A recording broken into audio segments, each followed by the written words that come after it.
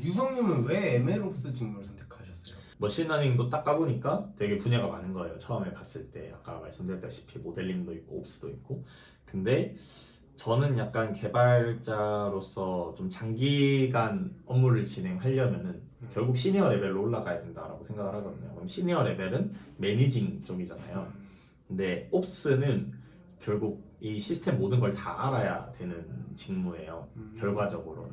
그래서 단순히 모델링에 대한 내용뿐만 아니라 뭐 서버에 대한 것도 좀 알아야 되고 시스템도 알아야 되고 뭐 디자인 패턴도 알아야 되고 그래야만 전체적인 시스템을 관리하고 조율할 수 있는 거라고 생각을 하거든요. 그래서 좀 장기적인 관점에서 이게 개발자로서 계속 살아남을 수 있겠구나 그런 생각을 좀 해서 특히 MLOps 쪽으로 좀 더 방향성을 잡게 됐습니다. 그러면 MLOps의 장점이랑 단점 뭐가 있을까요?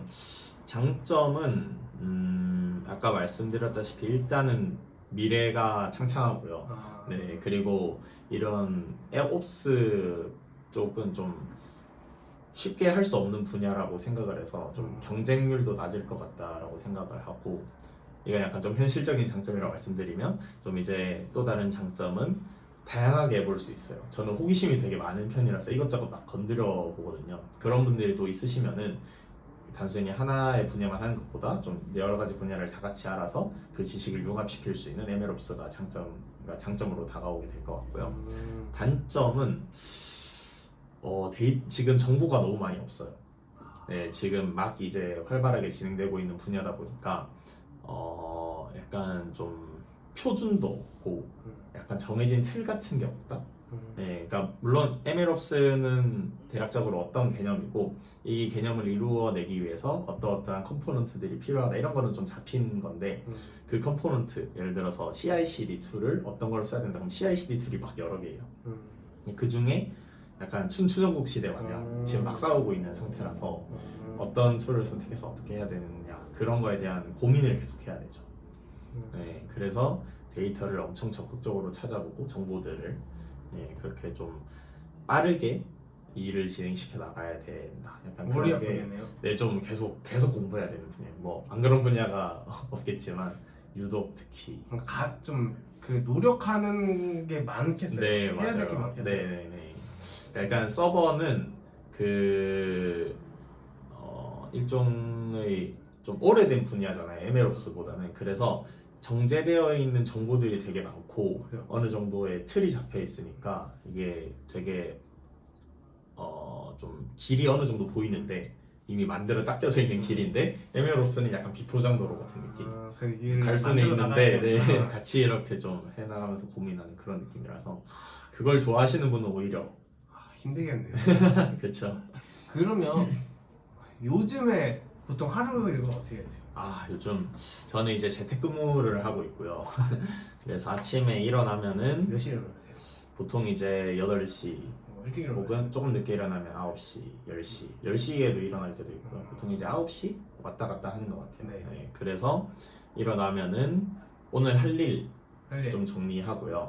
이 중에 이제 좀 할 일을 보통 저는 최대한 쪼개는 편이거든요. 그래서 이거는 막 근데 엄청 계획을 세밀하게 짜진 않아요. 이거는 오전에 하고 이건 오후에 합시다. 이 정도만 좀 나눠두고 그래서 조금 이제 커피 타임 같은 거 가지면서 뭐 오전에? 먹으면서 네, 오전에 약간 아침식으로 먹는 거죠. 컴퓨터 키면서 이렇게. 네, 그거 하고 저는 이제 그 개발 그런 메일 레터 같은 게 있어요. 개발자들 받아볼 수 있는. 그래서 그런데 가입해놓은 상태라서 메일 같은 거 보면서 요즘 이제 어떤 화두들이 오고 가고 있는지 그런 거 좀 보고 그리고 이제 아침에 스크럼, 그러니까 모닝 스크럼, 아침 미팅이 있는 날에는 미팅에서 공유 서로 하고 그리고 점심 먹고 그때부터 이제 좀 본격적으로 코딩 작업을 진행을 해요.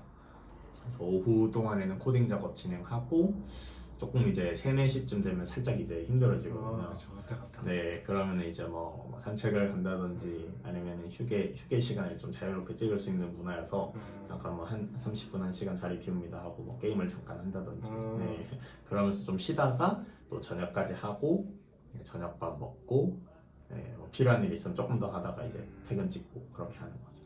그럼 보통 그 하루 중에 가장 좋아하는 시간이 언제세요? 저는 딱 일어나서 10시부터 12시 직전까지랑 이제 점심 먹고 나서 이제 한 2시부터 3, 4시까지 그 시간은 좀 좋아요. 좀 집중 잘 되고. 네, 집중도 잘 되고 좀 머리도 빨리빨리 돌아가는 것 같고. 그러면 네, 머신러닝은 앞으로 계속 괜찮겠죠?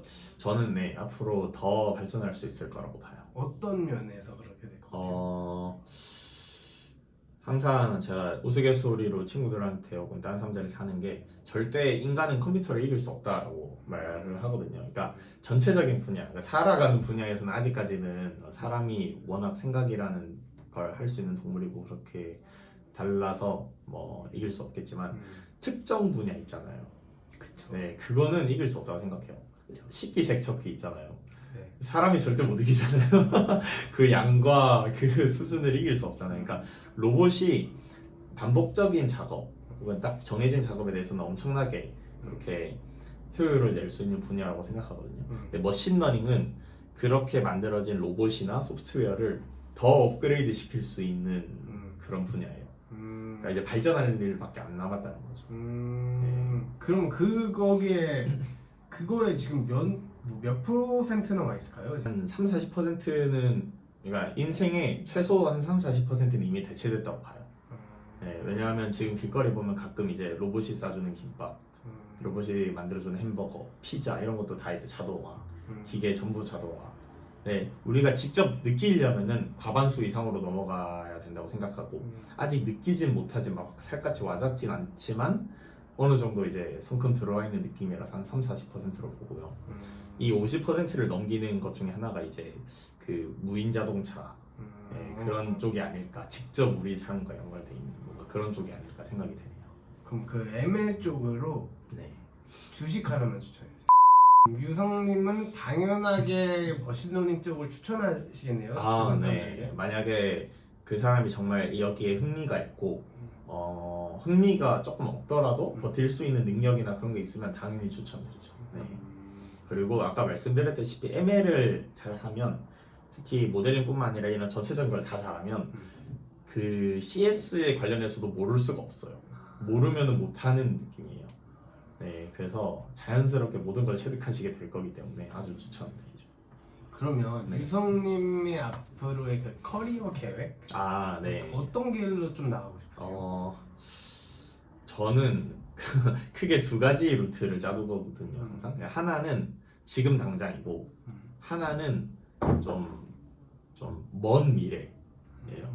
그래서 지금 당장은 어떤 느낌으로 하냐면 어떤 무리가 있으면 그 무리에서 최소 3등, 최소 2등 뭐 이 정도는 하자.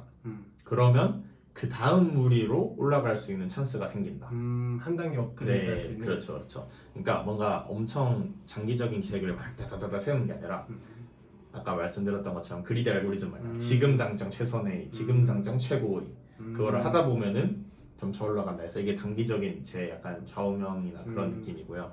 장기적으로는 좀 후회 없는 결말? 네, 제가 나중에 은퇴를 한다든지 아니면 결국엔 죽을 거잖아요.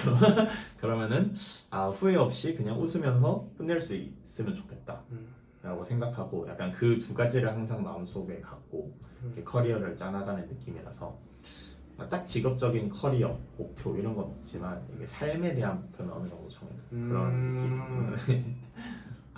딱히 정해진 건 없다. 네, 딱히 정해진 건 하지만 결론은 열심히- 정해진 건 없다. 열심히 네. 하겠다. 열심히 하다 보면 그때그때 맞는 길이 생길 거고 그거에서 또 최선을 다하다 보면은 내가 원하는 결과를 얻지 않을까.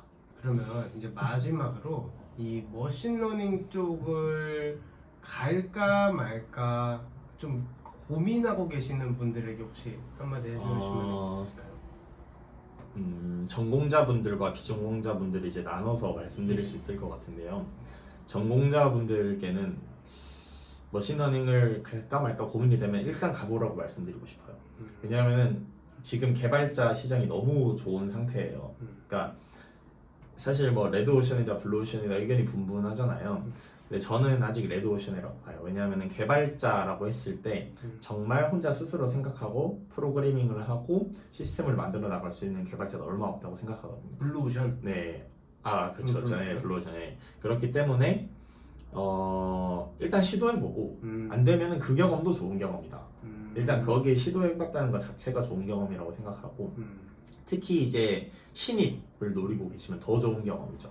그러니까 오히려 좀 연차가 쌓이면은 그게 약간 갑자기 터닝한 거라서 또 이제 제가 아직 연차가 많이 안 쌓이다 보니까 그분들의 입장을 이해할 수 없어가지고 함부로 말씀 못 드리는데 신입의 입장에서 말씀을 드리면은 차라리 그냥 지금 다 해봐라. 어차피 전공자인데 이거 안 되다가 다른 거 할 수도 있는 거고 그렇게 말씀을 드리는 거고요. 비전공자분들은 일단은 흥미가 있는지부터. 네, 이게 아무리 돈을 많이 벌고 그래도 흥미가 없으면 저는 못할 거라고 보거든요. 코딩이라는 그 프로그래밍 혹은 코딩이라는 그 행위 자체 흥미가 있는지 먼저 파악을 하시고 그게 흥미가 좀 있네 하면은 머신러닝 좋은 선택이다.